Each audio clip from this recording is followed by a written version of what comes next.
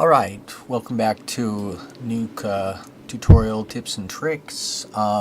So what we have here is we have a day for night shot for a movie called Sole Custody, which we're working on, and we're basically right here. We have the plate, and then all the way down at the bottom here we're going to have the final comp here.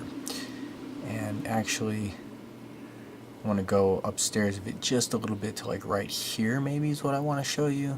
And what we can see here is proxy is 960 by 540. There's a little bit of our day for night work, but we have this dotted line here around the outside. Now what is this dotted line? This is the bounding box, and Nuke is calculating all the pixels in the bounding box, not just in the main frame here. And let's see, so this is 960 by 540. The bounding box on this is fucking stupidly huge. It is 5096 by 2 million. It's ridiculous. Now what's going on here is something up here. We have a lot of tracking and a lot of maths going on here. So these are all the mask passes, and then a couple here and a couple here with these channel merges. These are all masks that are being used to create this shot. And somewhere in there, one of these masks is getting gigantic. Now, what you would do in the old days is you would take your handy dandy viewer and you would go maybe look at the middle, maybe right here, and say, is this bounding box still crazy? And if it wasn't crazy, you would go to the middle. And if it wasn't crazy here, you would work your way through the middle. If it was still crazy here, you would go upstairs, and you'd try to narrow it down on what node is causing this enormous bounding box. But now in the new version of Nuke here, we have a new tool we can enable, and the way we do that is we go in Windows. It's in Edit. In the Mac, it's in the File menu. So go to Preferences here, open your Preferences, and go to your Node Graph panel. And here we have Bounding Box Warning, and it can allow you to set a threshold.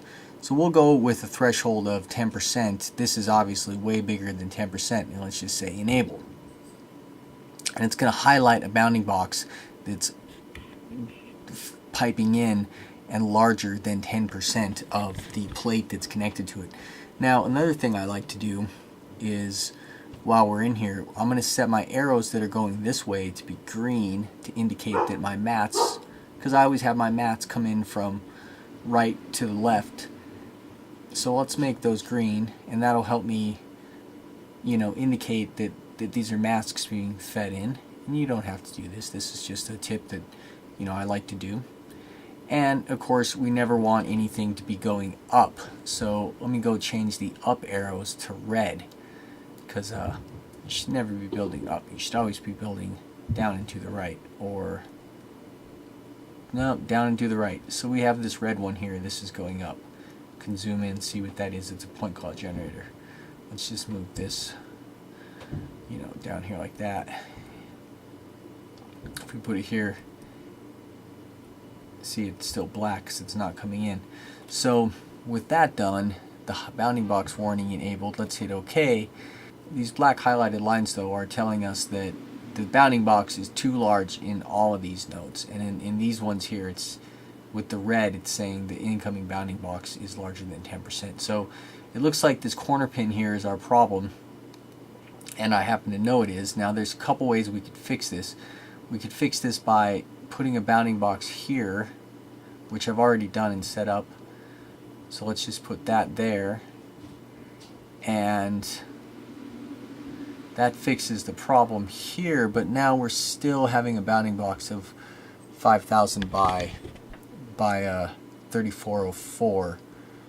So let's go look and see. Okay, so right here, this is happening in this dilate, in this blur, which is of course why I have this bounding box here. So if we go down there, it's just taking the bounding box from one node above, piping it down there, and now we don't have any pixels outside of the format that are being calculated, because Nuke is going to calculate all that stuff. And when we had that humongous ginormous 20,000 you know, whatever that was, 20,000, it was like 200 million pixel bounding box.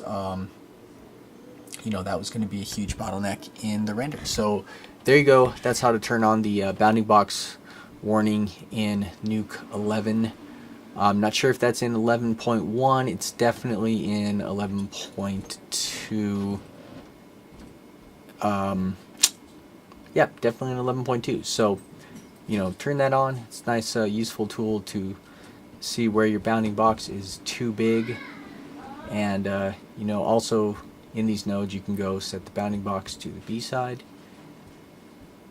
And then see, it's clipped that bounding box that was too big right there. So there you go. That's how that works. Enjoy.